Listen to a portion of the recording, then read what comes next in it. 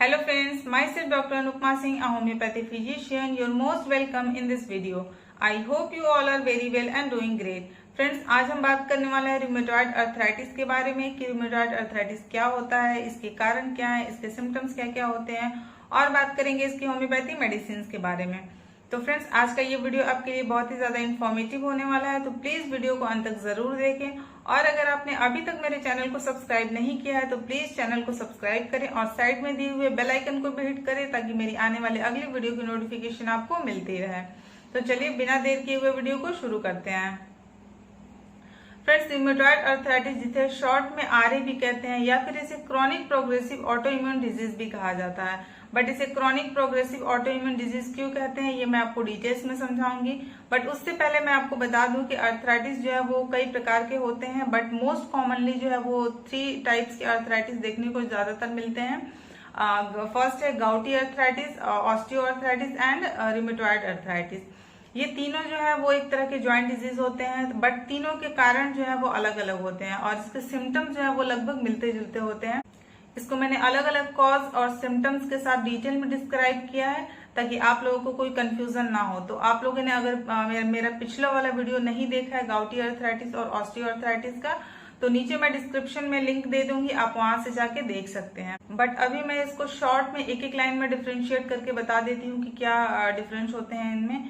तो गाउटी अर्थराइटिस जो है वो ब्लड में यूरिक एसिड का लेवल हाई होने की वजह से होता है। अगर आपके ब्लड में यूरिक एसिड का लेवल हाई हो गया तो उसकी वजह से आपको गाउटी अर्थराइटिस की समस्या हो सकती है। और ये जो है किसी भी एज ग्रुप के लोगों को हो सकता है। 20 से 25 साल के बच्चों में भी हो सकता है, बड़ों में, बुजुर्गों में, किसी में भी हो सकता है। नेक्स्ट है ऑस्टियो अर्थराइटिस। ये जो है ओल्ड एज वालों में ज्यादा देखने को मिलता है। 60 एबव जिनका एज है उनको ये समस्या ज्यादा होती है ऑस्टियो अर्थराइटिस की। इसमें क्या होता है, आपका जो ज्वाइंट के पास जो साइनोवियल फ्लूइड होता है वो सूख जाता है या फिर कम हो जाता है, जिसकी वजह से आपको ऑस्टियो अर्थराइटिस की समस्या होती है और वहां की जो हड्डियां होती हैं वो धीरे धीरे घिसने लगती हैं। इसकी वजह से आपको ये समस्या होती है। अब बात करते हैं रूमेटॉइड अर्थराइटिस की, यानी कि chronic progressive auto immune disease. तो क्रॉनिक यानी कि वो डिजीज जो लंबे समय से आपके शरीर में बनी हुई है या लंबे समय तक आपके शरीर में बनी होती है, उसे जो है क्रॉनिक डिजीज कहते हैं। तो रूमेटॉइड अर्थराइटिस भी एक तरह का क्रॉनिक डिजीज ही है। ये अगर आपको आज पता चला है कि आपको रूमेटॉइड अर्थराइटिस की समस्या है, इसका मतलब कि ये कई सालों पहले आपके बॉडी में ये बीमारी जो है वो आ चुकी है। बट हमारे बॉडी का जो इम्यून सिस्टम होता है, हमारे बॉडी के जो सेल्स होते हैं वो जो भी डैमेज सेल्स हैं उनको रिपेयर करने की कोशिश करते रहते हैं। तो ये कंडीशन अगर बार बार लगातार कंटिन्यूअस बहुत टाइम तक बनी रहती है तो इसकी जो है रिपेयर करने की क्षमता जो है वो धीरे धीरे खत्म हो जाती है या कम हो जाती है। उसके बाद जो है वो हमें सिम्टम्स प्रोड्यूस होने शुरू हो जाते हैं, हमें सिम्टम्स दिखने चालू हो जाते हैं और फिर ये जल्दी ठीक नहीं होती है। ये आपको महीनों या सालों तक परेशान कर सकती है। इसको आपको इसका जो ट्रीटमेंट है वो आपको पेशेंसली आराम से लंबे समय तक इसका ट्रीटमेंट लेना पड़ता है। नेक्स्ट है प्रोग्रेसिव, यानी कि वो डिजीज जो समय के साथ बढ़ती चली जाती है। जैसे कि मान लीजिए आपको एक ज्वाइंट में आपको परेशानी हुई और उसके बाद कुछ टाइम बाद आप देखेंगे कि फिर दूसरे ज्वाइंट में, फिर उसके बाद तीसरे ज्वाइंट में, ये वक्त के साथ धीरे धीरे ये बढ़ती चली जाती है। तो इसलिए इसको क्रॉनिक प्रोग्रेसिव डिजीज कहते हैं। नेक्स्ट है ऑटो इम्यून, यानी कि हमारे शरीर का जो इम्यून सिस्टम है वो हमारी हेल्दी सेल्स को पे हमला करने लग जाता है या फिर उसे मारने लग जाता है, तो इसे ऑटो इम्यून डिजीज कहा जाता है। किसी भी बाहरी वायरस या बैक्टीरिया के हमले से बचाने के लिए हमारे इम्यून सिस्टम जो है वो एंटीबॉडी बनाता है। लेकिन कई बार हमारे इम्यून सिस्टम को जो है वो कुछ गलत इन्फॉर्मेशन मिल जाती है या फिर हमारे शरीर में किसी तरह की कोई गड़बड़ी के चलते हमारा जो इम्यून सिस्टम है वो हमारे हेल्दी सेल्स को फॉरेन पार्टिकल यानी कि बाहरी तत्व समझकर उन पर हमला करने लग जाता है या फिर उन्हें मारने लग जाता है। तो इसे ऑटो इम्यून डिजीज कहते हैं, यानी कि इसे chronic progressive auto immune disease कहते हैं। अब बात करते हैं आरए, यानी कि रूमेटॉइड अर्थराइटिस क्या होता है।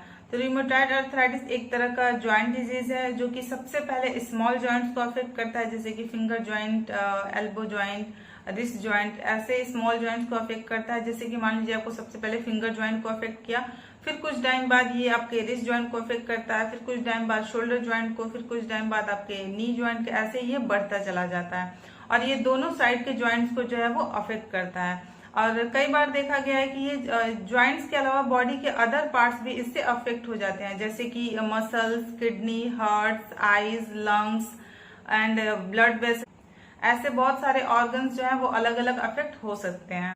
ज्वाइंट्स को जब ये अफेक्ट करता है तो जैसा कि मैंने आपको बताया कि ये छोटे से बड़े ज्वाइंट की तरफ जाता है, और जब ये बीमारी बढ़ने लग जाती है तो क्या होता है कि ज्वाइंट्स में जो है वो डिफॉर्मिटी आने लग जाती है। ये एक बहुत ही हायर ग्रेड का रिमेटॉइड अर्थराइटिस है। इसमें क्या होता है, आपके ज्वाइंट्स में जो डिफॉर्मिटी आने लगती है, यानी कि जो भी आपके ज्वाइंट्स है वो टेढ़े मेढ़े हो जाते हैं। अब बात करते हैं, अगर आपको रिमेटॉइड अर्थराइटिस है तो आपको क्या क्या सिम्टम्स देखने को मिल सकते हैं। तो फर्स्ट है पेन इन ज्वाइंट, यानी कि आपको जो भी अफेक्टेड ज्वाइंट है वहां पे आपको पेन देखने को मिलेगा।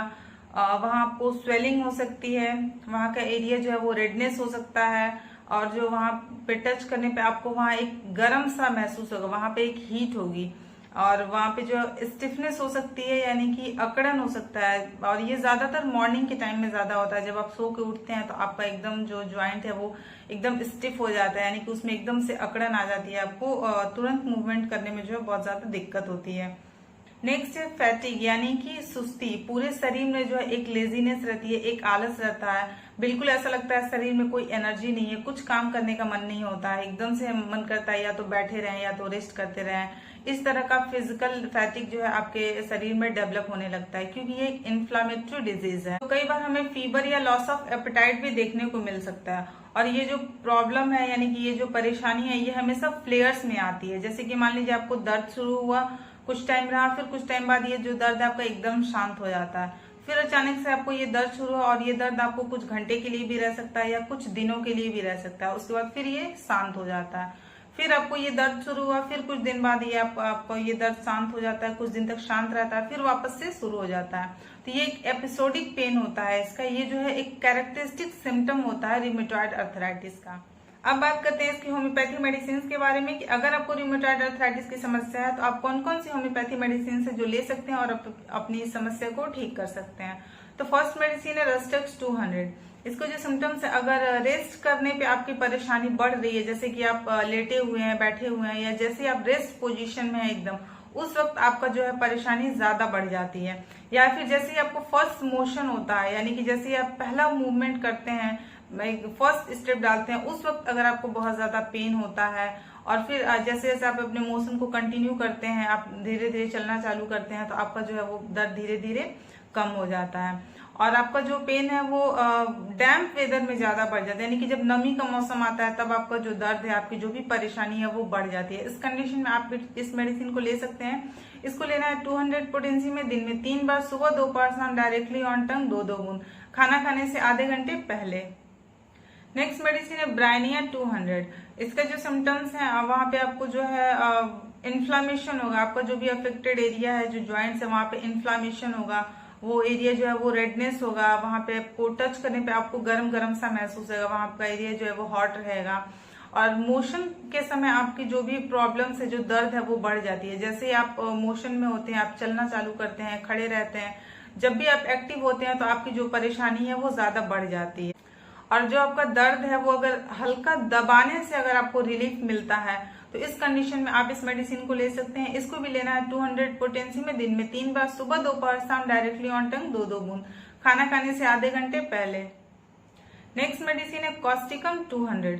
अगर आपके ज्वाइंट्स में डिफॉर्मिटी आ गई, यानी कि बोन डिफॉर्मिटी हो गई है, आपके जो ज्वाइंट्स हैं, हाथ के फिंगर्स के जो ज्वाइंट्स हैं वो टेढ़े मेढ़े से हो गए हैं, और वहां पे आपको स्टिफनेस बहुत ज्यादा रहती है, यानी कि बहुत ज्यादा अकड़न रहती है, या फिर अगर आपको बारिश के मौसम में जो है आपको रिलीफ मिलता है, आपकी जो भी परेशानी है वो रेनी सीजन में अगर आपको आराम मिलता है, तो इस कंडीशन में आप इस मेडिसिन को ले सकते हैं, कॉस्टिकम 200। दिन में 3 बार, सुबह, दोपहर, शाम, डायरेक्टली ऑन टंग 2-2 बूंद, खाना खाने से आधे घंटे पहले। नेक्स्ट मेडिसिन है कोलोफाइलम 200। ये जो है स्पेशली स्मॉल जॉइंट्स में बहुत अच्छा वर्क करती है। अगर आपके स्मॉल जॉइंट्स में प्रॉब्लम है, रिमेटॉइड अर्थराइटिस की समस्या है, जैसे finger joints, wrist joints, small joints में अगर है तो आप इस मेडिसिन को ले सकते हैं। और इस मेडिसिन में जो सिम्टम है, इसका जो पेन होता है वो इरेक्टिक पेन होता है, यानी कि अनियमित होता है, कोई नियम नहीं है, कोई टाइम नहीं है, हर थोड़ी थोड़ी देर पे ये अपनी जगह को बदलता रहता है, कभी आपको यहाँ दर्द हुआ, कभी आपको यहाँ दर्द हुआ, तो ये जो है थोड़ी थोड़ी देर पे अपने प्लेस को चेंज करता रहता है। तो इस कंडीशन में अगर ये सारे सिम्टम्स मिलते हैं तो आप इस मेडिसिन को ले सकते हैं। इसको लेना है 200 पोटेंसी में, दिन में 3 बार, सुबह, दोपहर, शाम, डायरेक्टली ऑन टंग 2-2 बूंद, खाना खाने से आधे घंटे पहले। नेक्स्ट मेडिसिन है मेडोराइनम 1 mg। ये एक रूमेटॉइड अर्थराइटिस की बहुत ही बेहतरीन मेडिसिन है। इसका वर्क रूमेटॉइड अर्थराइटिस पे बहुत अच्छा वर्क है। इसको आपको लेना है 1 mg पोटेंसी में। इसको लेना है आपको सप्ताह में सिर्फ एक बार लेना है। जैसे कि मान लीजिए आपने मंडे को ये सुबह में मेडिसिन लिया, फिर नेक्स्ट वीक में आपको ये मंडे को ही लेना है, यानी कि 7 डेज का गैप रखना है। आपको सप्ताह में एक बार लेना है इस मेडिसिन को।